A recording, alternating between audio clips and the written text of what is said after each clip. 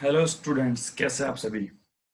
चलिए बेटा, अब हम बात करने वाले हैं अपनी फोर्थ यूनिट की। यस बेटा, हम 3 यूनिट ऑलरेडी कंप्लीट कर चुके हैं। Now it's time to do unit number 4। जैसा कि आप लोग जानते हैं, यूनिट नंबर 4 का नाम है principle of communication and E correspondence. कुछ क्या बोला मैंने? Principle of communication and E correspondence जो है वो हमारी यूनिट का नाम है। ठीक है, जिसके अंदर टॉपिक नंबर 1 हम लोग पढ़ने वाले हैं, प्रिंसिपल ऑफ इफेक्टिव कम्युनिकेशन। इसका मतलब ये कि जब हम इसका मतलब ये कि जब हम किसी से बात करते हैं, जब हम कुछ भी कम्युनिकेट करते हैं, तो कम्युनिकेट करते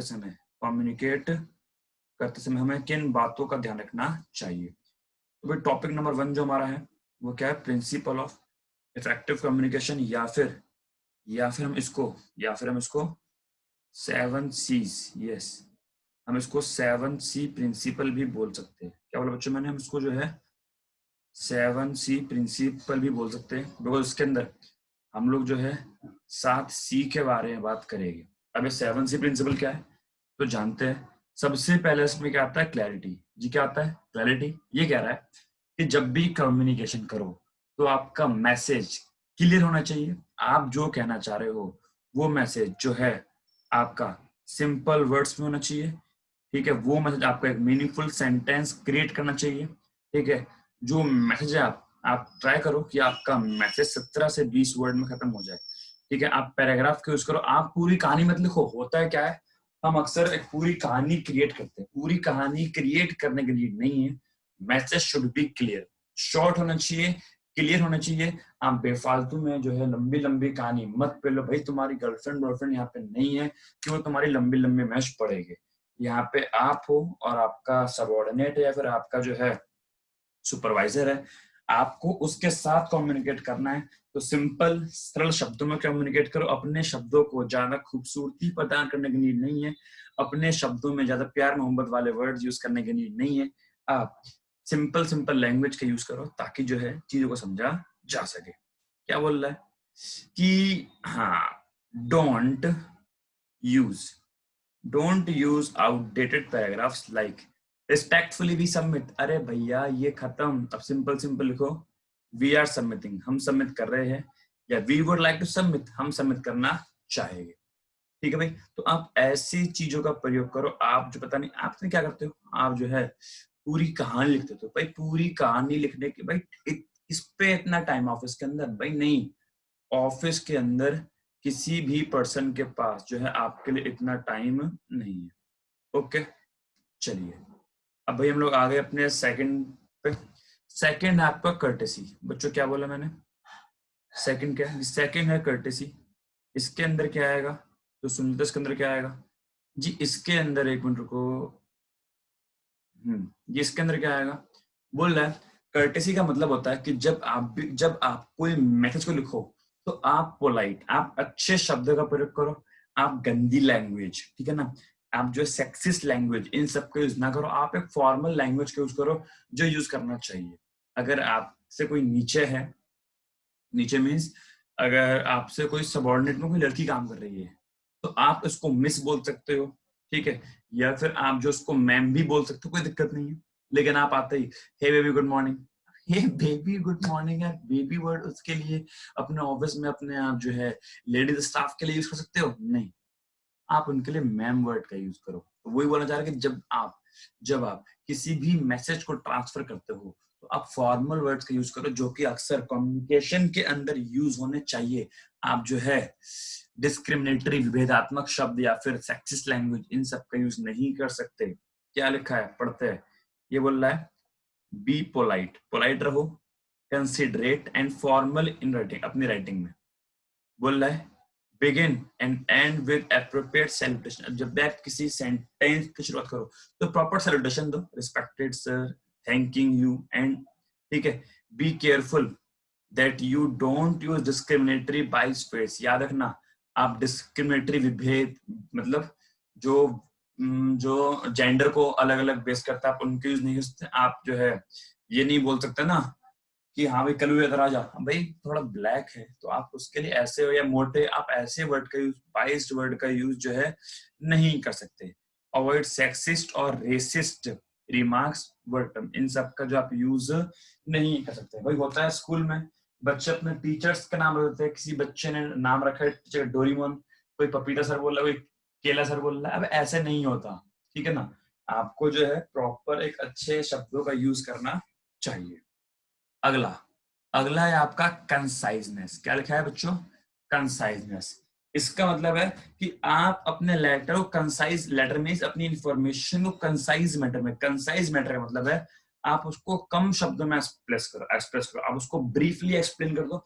या अगर आपको इन्फॉर्मेशन देनी है तो आप लंबी चौड़ी कहानी मत लिखो, आप बड़े बड़े शब्द का यूज मत करो, आप जो है सिंपल शब्दों में उसको कम वर्डों में जो है ट्राई करो कि इंफॉर्मेशन पूरी दे सकूं मैं।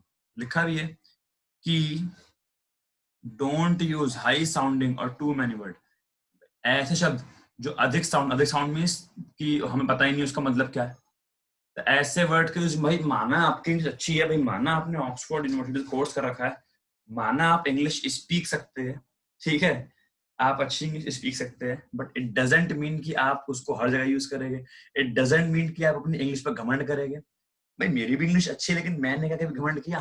क्या मैंने आपके सामने आपको पढ़ा रहा हूँ, क्या मैं भी आपको इंग्लिश पढ़ा रहा हूँ, क्या मैंने कभी घमंड किया? नहीं किया ना। ऐसे आपको भी जब आप ऑफिस में जाओगे आप भी अपनी इंग्लिश पे घमंड मत करो, आप हाई साउंडिंग वर्ड, ऐसे वर्ड जिनका मतलब पता ही नहीं है उनका यूज मत करो, ठीक है। या अब बहुत सारे शब्दों का यूज मत करो सेंटेंस के अंदर। आप क्या करो, आप थोड़ा सेंटेंस कम लिखो, इजी लैंग्वेज में लिखो, से क्या होगा, इससे टाइम एंड मनी दोनों बचेगा। किसका? एक रीडर का, पढ़ने वाले का, और सेंडर भेजने वाले का भी टाइम और मनी बचेगा। बोल रहा है बाय बीइंग ब्रीफ, आप उसको ब्रीफ, ब्रीफ मीन्स आप उसको शॉर्ट में लिखो, संक्षिप्त में लिखो, ठीक है। और अवॉइड रिपीटिशन, एक चीज को बार बार मतलब होते को दोबारा बोल रहा हूं मैं, ठीक है ना, मतलब दोबारा बोल रहा हूँ मीन्स आप सेंटेंस लिख रहे हो कि भाई ऊपर लिखा है कि मैंने कल नहीं आना है, फिर अपनी कहानी, भाई याद रखना है कल मत आना, भाई एक बार बोल दिया कल मत आना, दोबारा बंदा पढ़ लेगा, आप उसको बार बार रिपीट मत करो। फॉर एग्जाम्पल, अब एग्जाम्पल देखो, this matter of great importance, अब देखो क्या लिखा है, this is the matter of great importance, अब इसके सिंपल लिखो, दिस इंपॉर्टेंट मैटर। अब ग्रेट इंपॉर्टेंट है तो भाई ग्रेट ही होगा, बड़ा इंपॉर्टेंट होगा, सिंपल सी बात है। आप ग्रेट वर्ड क्यों लगा रहे हो भाई? ऐसे वर्ड को बोलते हैं सुपर फ्लॉस, याद रखना सुपर फ्लॉस, बट आपने याद रखना सुपर फ्लॉस क्या बच्चों बोला मैंने, एक होते हैं वर्ड इंग्लिश में जिनको हम लोग बोलते हैं सुपर फ्लॉज। बेटा सुपर फ्लॉज वर्ड वो वर्ड होते हैं, वो वर्ड होते हैं जो एक्स्ट्रा वर्ड का काम करते हैं। इट मीन्स उस वर्ड की वहां पर नीड नहीं है बट स्टिल हम उस वर्ड का यूज कर रहे हैं। फॉर एग्जाम्पल, अब भाई मैंने बोल दिया कि ये चीज इंपॉर्टेंट है, ये इंपॉर्टेंस रखती है, तो साथ में ग्रेट वर्ड लगाने की नीड नहीं थी, ग्रेट वर्ड लगाने की नीड नहीं थी। फॉर एग्जाम्पल हिंदी में एग्जाम्पल समझो, मैं इंग्लिश में कमेंट नहीं करता मैं अपने, ठीक है ना, हिंदी में एग्जाम्पल समझो, मुझे गीला पानी पीना है। अबे भैया पानी तो गीला ही होता है, तो गीला वर्ड लगाने की नीड थी क्या? नहीं थी, गीला वर्ड लगाने की यहाँ पर नीड नहीं थी, ठीक है। और एग्जाम्पल देखो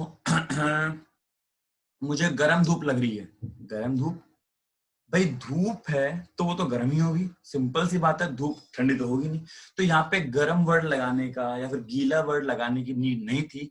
ऐसे वर्ड जो है सेंटेंस को बढ़ा रहे हैं और कुछ नहीं कर रहे, आप जो है शॉर्ट में वर्ड सेंटेंस का यूज करो। फॉर एग्जाम्पल प्रथम सिंह इंटेलिजेंट है, अब इंटेलिजेंट लगाने की वर्ड है क्या? जब आपने प्रथम सिंह की बात कर दी तो सिंपल सी बात है कि वो इंटेलिजेंट तो है ही, तो इंटेलिजेंट वर्ड लगाने की नीड नहीं थी। भाई मजाक कर रहा हूँ, आप मत सोचो कि मैं जो है अपनी तारीफ कर रहा हूँ, ठीक है ना, इट इज जस्ट ओनली एक छोटू सा मजाक। ओके, समझ में आ गया आप लोगों को इतना? आगे, अब आगे ये बोल रहा है, क्या बोल रहा है, ध्यान से पढ़ो। आगे ये बोल रहा है कंक्रीटनेस। अब what do you mean by concreteness? भैया हमको पता होता तो हम क्या आपसे पढ़ने होते? आप बताओ। भाई मैं बताऊंगा, सुनो बेटा, कंक्रीटनेस का मतलब होता है कि आप जो भी मैटर लिख रहे हो, आप जो भी मैटर लिख रहे हो वो मैटर एग्जैक्ट होना चाहिए, स्पेसिफिक होना चाहिए। आप मैटर लिख रहे हो, अब मैटर में आप देखो अक्सर होते हैं कि हम जो है कुछ लिख रहे हैं, हम लिखते लिखते बात को कहीं और ले जाते हैं, जिससे हमारा सेंटेंस पूरा का पूरा सेंटेंस पूरा का पूरा जो है अनक्लियर हो जाता है। फॉर एग्जाम्पल बेटा मान लो मैं बच्चों को पढ़ा रहा था इकोनॉमिक्स, यस मैं इकोनॉमिक्स पढ़ाता हूँ, इकोनॉमिक्स का मैं मेन टीचर हूँ, इंग्लिश तो मैं साइड बाय साइड रखता हूँ। अब भाई बच्चों को मान लो पढ़ा रहा था इकोनॉमिक्स, अब उस इकोनॉमिक्स में मान लो हल्का सा हिस्ट्री का पार्ट आ गया, और अब मैं क्या कर गया, अब मैं हिस्ट्री पर पहुंच गया, और अब उस इकोनॉमिक्स की जगह बच्चों को मैं हिस्ट्री पढ़ाने लग गया। इट मीन्स क्या, मैंने पूरा आधा एक घंटा उसे उस हिस्ट्री के लेक्चर पे निकाल दिया, जबकि सिर्फ और सिर्फ एक सेंटेंस आया था हिस्ट्री का, लेकिन मैंने उस सेंटेंस के पीछे उसकी पूरी कहानी सुना दी। क्या मेरे को उसकी नीड थी? जी नहीं, मेरे को इस चीज की नीड नहीं थी। मैं इकोनॉमिक्स पढ़ा रहा हूँ तो मेरे को इकोनॉमिक्स पर ही स्पेसिफिक होना चाहिए था, इकोनॉमिक्स पर ही एग्जैक्ट होना चाहिए, लेकिन मैं कर क्या गया भैया, मैं तो आगे ले गया, मैं तो उसको घुमा फिरा कर कहीं और, नहीं ये भी गलत है। Message should be concrete, concrete होना चाहिए, ये बोल रहा है। बी स्पेसिफिक, बी, भैया पेन क्यों नहीं आ रहा, बट एक मिनट को,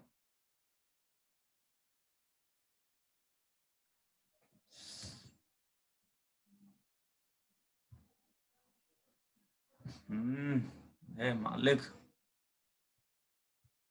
नहीं आ रहा। बी स्पेसिफिक बोल रहा है, आप चीजों के लिए स्पेसिफिक रहो। स्पेसिफिक का मतलब ये हो गया कि आप जो बात कर रहे हो, आप जो पढ़ा रहे हो, आप उस पर ही फोकस करो, ठीक है ना। एग्जैक्ट एंड डिस्टिंक्ट, आप उस पर ही एग्जैक्ट रहो, आप कहीं और भगो मत। सो दैट इससे क्या होगा, reader understand what to do, पढ़ने वाला समझ जाएगा कि बात किस चीज की हो रही है, मुझे करना है क्या है। डोंट बीम बाइगुअस एंड अनक्लियर, ठीक है ना। Right more in the active voice, आप एक्टिव वॉइस में सेंटेंस को लिखो ज्यादा देन इन पैसिव वॉइस। आप जानते हो इंग्लिश में एक्टिव वॉइस होते हैं, पैसिव वॉइस। अच्छा एक बात बताऊं आप लोगों को, आपके एग्जाम में, आपके एग्जाम में कभी कभी एक्टिव और पैसिव वॉइस भी आ जाता है। एक बात का याद रखना, आपके एग्जाम में ग्रामर भी आती है। जो लास्ट वाला क्वेश्चन नंबर 6 होता है वो पूरा ग्रामर बेस्ड क्वेश्चन होता है। उसके लिए आप अपनी ग्रामर को स्ट्रॉन्ग करो। आप कुछ मत करो, आप पिछले 10 साल के जो क्वेश्चन ग्रामर बेस्ड पे आए हुए हैं, आप उन सबकी ग्रामर को कर लो, आप आसानी से कर लोगे। चलो खैर आगे बढ़ते हैं। Use the latter only when, बोल रहा पैसिव वॉइस का यूज आप तभी करो जब उसकी नीड हो। अच्छा आप एक्टिव वॉइस पैसिव वॉइस जानते तो होगे ना। एक्टिव वॉइस जिसमें बात होती है काम करने वाले की ज्यादा, जबकि पैसिव वॉइस जिसमें काम जो हुआ उसकी बात होती है ज्यादा। फॉर एग्जाम्पल मैंने खाना खाया, ये एक्टिव वॉइस है। मेरे द्वारा खाना खाया गया, ये पैसिव वॉइस है। समझ में नहीं आया? I ate food, active voice. The food was it eaten by me, ये पैसिव वॉइस। समझ में आ गया? तो आप जो है एक्टिव वॉइस का यूज ज्यादा करो, ठीक है, क्योंकि एक्टिव वॉइस काफी सिंपल सेंटेंस होते हैं। पैसिव वॉइस में क्या होता है, पैसिव वॉइस में सेंटेंस का थोड़ा फ्लो बिगड़ जाता है। ये बात तो बोलना ज्यादा क्या इजी है, मैंने खाना खाया बोलना ज्यादा इजी है एज कंपेयर टू मेरे द्वारा खाना खाया गया। भैया क्या मतलब, कुछ ग्रंथ लिख रहे हो क्या, मेरे द्वारा खाना खाया गया, राम जी के द्वारा रावण को मारा गया। भाई ग्रंथ लिख रहे हो क्या, राम जी के द्वारा रावण को मारा गया, ठीक है ना, कृष्ण जी के द्वारा शिशुपाल को मारा गया, नहीं। भाई एक्टिव वॉइस में सेंटेंस लिखो ताकि थोड़ा क्लियर हो, आप अपनी बातों को अच्छे से दूसरों तक पहुंचा सको। ठीक है भाई मेरे प्यारे प्यारे दोस्तों, आगे बढ़ते हैं। मैं पहले जो लिखा है इसको एक बार रब कर दूं। चलिए भाई अब बढ़ते हैं आगे। तो भैया 4 सी हमारे हो गए। हाँ भाई कितने सी हो गए, 4 सी हो गए। C number 5 consideration, consideration. अब ये क्या होता है, बोल रहा है कि जब आप कम्युनिकेशन करो, जब आप कम्युनिकेशन करो तो आप अपने कम्युनिकेशन को इफेक्टिव बनाने के लिए, आप अपनी कम्युनिकेशन को इफेक्टिव बनाने के लिए सामने वाला जो पर्सन है, जो रीडर है, उसकी सिचुएशन को समझो। सुनो क्या बोला मैंने, जब आप कोई कम्युनिकेशन करो तो अपने कम्युनिकेशन को इफेक्टिव बनाने के लिए सामने वाला जो पर्सन है उसकी सिचुएशन को समझो, उसकी प्रॉब्लम्स को समझो, उसकी फीलिंग्स को समझो, उसके पॉसिबल रिएक्शन को समझो। आप समझो कि वो इस समय किस स्थिति में होगा तो मुझे उस समय उससे किस प्रकार अपनी बात करनी चाहिए। जैसे कि बेटा मान लो कि मेरे किसी जो है एम्प्लॉय के घर पे दुख का माहौल है, अब उसके घर पे दुख का माहौल, इट डजंट मीन कि मैं उससे जो अपने रूड वे में बात करूंगा, उसमें कैसे बोलूंगा कि उससे मैं बहस करूंगा कि देखो हम समझ सकते हैं कि आपके घर में दुख का माहौल है, ठीक है, अगर पॉसिबल हो सके, अगर पॉसिबल हो सके तो कल आ जाए, अदरवाइज कोई बात नहीं है, हम काम को बाद में कर लेंगे, लेकिन अगर पॉसिबल हो सके तो आप आ जाना। अब आप ऐसे इस एटीट्यूड में लिखोगे तो सामने वाला पर्सन समझेगा कि यार देखो कितना सही बॉस है मेरा, कि बोल रहा है अगर पॉसिबल हो तो ही आना, अदरवाइज आने की नीड नहीं है, हम काम को मैनेज कर लेंगे। लेकिन अगर आप ऐसे लिख रहे हो कि भाई कल तुम्हें आना ही आना है 10 को, अगर तुम कल नहीं आए तो जॉब से निकाल दिए जाओगे, अब बताओ उससे घर में दुख का माहौल है, उससे घर में जो चल रही है परेशानी, और उस ऊपर से बॉस क्या बोल रहा है कि बेटा कल आ जाइयो वरना घर से बाहर, मतलब दुकान जॉब से बाहर। तो आप जो है सामने वाले की प्रॉब्लम्स को, फीलिंग्स को, पॉसिबल रिएक्शन को माइंड में रख के कम्युनिकेशन किया करो। समझ में आ गया? अब भाई मान लो मेरे दोस्त की वाइफ भाग गई, अब मेरे दोस्त की वाइफ भाग गई तो क्या मैं अपने दोस्त से कैसे कम्युनिकेट करूंगा? अबे तेरी तो वाइफ भाग गई, अबे यार ऐसे बोलूंगा? बोलूंगा यार भाभी कहाँ चली गई यार, कुछ सोचना, कुछ देख, थोड़ा दिमाग लगा, ऐसे बोलूंगा ना यार। या फिर वो तेरी वाइफ भाग गई, ऐसे नहीं बोल सकते ना भाई, समझो। दूसरा, इसमें आगे बोल रहा है कि जब आप किसी भी पर्सन से कम्युनिकेट करो तो आप एक you attitude, what is this you attitude, ये यू एटीट्यूड क्या होता है तो सुन लो। यू एटीट्यूड का यहाँ पर मतलब है, यू एटीट्यूड का यहाँ पर मतलब है कि आप अपने बारे में बताओ, आप अपनी तारीफ मत करो। आप किसी पर्सन से कम्युनिकेट कर रहे हो, आप सामने वाले कस्टमर से कम्युनिकेट कर रहे हो तो आप उसकी तारीफ करो, आप उसकी बात ज्यादा करो। आप अपनी ही बात करते रहोगे तो आप में इंटरेस्ट क्यों लेगा? ये बात बताओ, अगर मैं आपसे अपनी बात करूं तो क्या आप मुझ में इंटरेस्ट लोगे? आप तो चाहोगे कोई मेरी बात करे, यस, आप चाहोगे कि यार मेरी बात करे तो मैं सुनूंगा। ऐसी होता है कि जब कोई सामने वाला पर्सन मुझसे मेरे बारे में बात करेगा तो मेरे को समझ सुनने में मजा आएगा, लेकिन अगर मैं उसको अपने बारे में, वो अपने बारे में बोलता रहेगा, पका रहा है यार ये पका रहा है, ऐसे नहीं करना। आपको एक यू एटीट्यूड क्रिएट करना है। अब वो कैसे करना है तो देखो, ये बोल रहा है विच मीन्स, इसका मतलब है you are receptive and attentive to the need of receiver. देखो इसका मतलब क्या है, ये बोल रहा है जो रिसीवर की नीड है, जो रिसीवर चाहता है, आप उसको उसके बारे में बताओ, ठीक है, उसके बारे में बात करो। फॉर एग्जाम्पल, देखो एग्जाम्पल समझ में आ गया, right now you can avail a further discount, कि आप जो है 25% का फर्दर डिस्काउंट ले सकते हैं, ये लिखना चाहिए instead of we are offering a further discount of 25%। अब आधों को समझ में आया ही नहीं कि डिफरेंस क्या है। डिफरेंस ये है कि देखो नीचे वाले सेंटेंस में लिखा हम लोगों ने कि हम लोग 25% का डिस्काउंट ऑफर कर रहे हैं, यहाँ पे हमने अपनी बात करी कि हम लोग डिस्काउंट ऑफर कर रहे हैं, लेकिन ऊपर वाले सेंटेंस में लिखा है कि कि तुम 25% का डिस्काउंट ले सकते हो। अब दोनों सेंटेंस में आप समझ रहे हो कि ए सर जी कुछ फर्क है ही नहीं। तुम्हें फर्क नहीं दिखेगा, लेकिन जो कस्टमर होता है और जो बेचने वाला शॉपकीपर होता है उसको उसका फर्क दिखता है। अगर मैं बोलूं कि वी आर, हम ऐसे कर रहे हैं, तो नहीं, मैं बोलूं कि हम ऐसे तुम्हारे लिए कर रहे हैं तो फर्क पड़ेगा। फॉर एग्जाम्पल मैंने बोला कि भाई हम जो है ना आपको, फॉर एग्जाम्पल मैंने बोला कि हम अपने कोचिंग में नई टेक्नोलॉजी लेकर आए हैं। अच्छा जी, सही बच्चे, अच्छा जी ले आए होगे।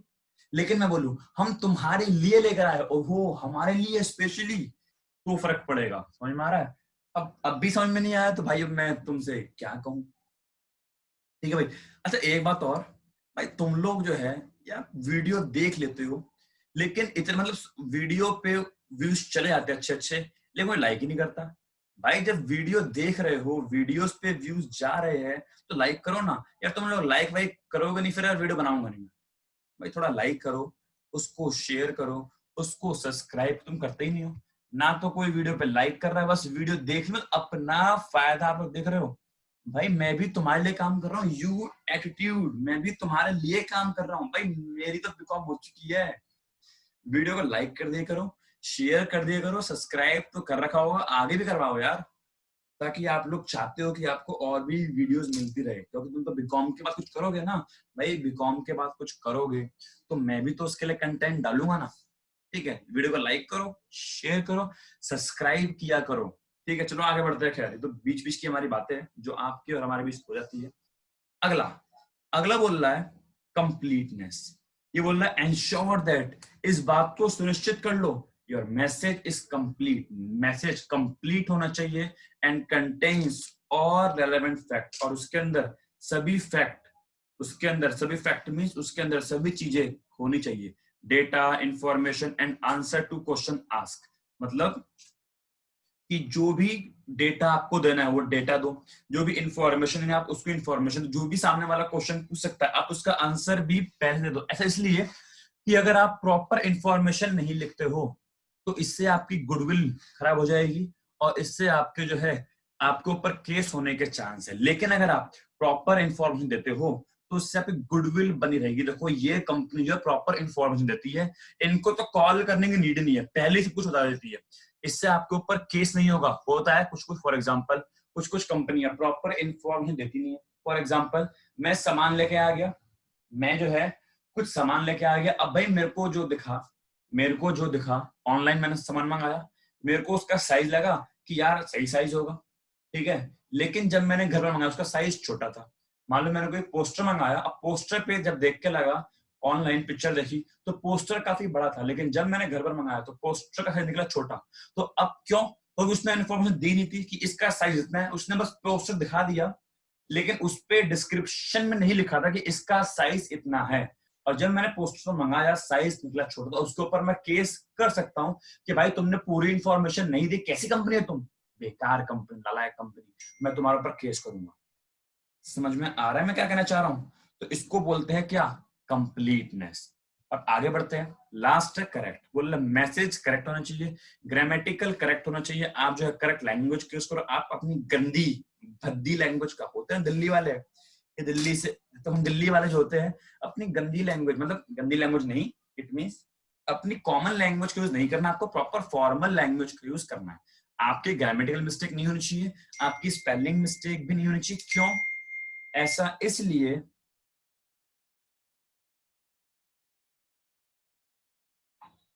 ऐसा इसलिए एक मिनट ना बच्चों।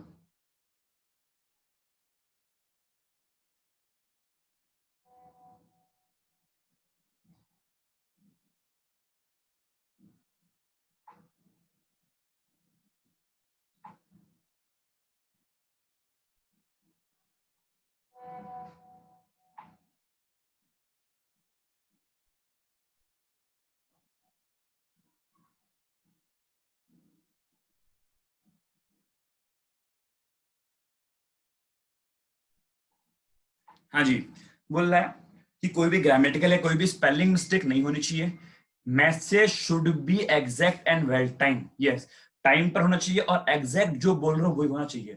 The correct message have a greater impact on the receiver and at the same time the moral of the sender increase with accuracy. yes बेटा, मैं इससे क्या होता है, रिसीवर के ऊपर अच्छा प्रभाव पड़ता है और उस समय रिसीवर के माइंड में भेजने वाले के लिए श्रद्धा बढ़ जाती है कि देखो कितना सही बंदा यार, बिल्कुल करेक्ट लिखा हुआ है, कोई मिस्टेक नहीं, टाइम पर भेज दिया, ना कोई अनशंट बात है ना कोई फालतू, कितना बढ़िया बंदा है। तो मैसेज ऐसी होनी चाहिए। तो ये थे 7C प्रिंसिपल। बेटा इन 7C प्रिंसिपल को अच्छे से आप लोग जो है पढ़ लो, इनको अच्छे से याद कर लो। थैंक यू सो मच बेटा। किसी भी क्वेरी के लिए मेरा व्हाट्सएप नंबर है, मेरी इंस्टाग्राम प्रोफाइल है, आप लोग जो है इस पर करो, मेरे को जो है मैसेज कर सकते हो, अगर मेरे को फॉलो भी कर सकते हो, फॉलो करोगे तो एक बार मैसेज भेज देना कि सर मैं ऐसे ऐसे हूँ, बिजनेस इंग्लिश का हूँ, तो मैं आपको जो फॉलो बैक दे दूंगा। Okay, thank you so much, bye bye.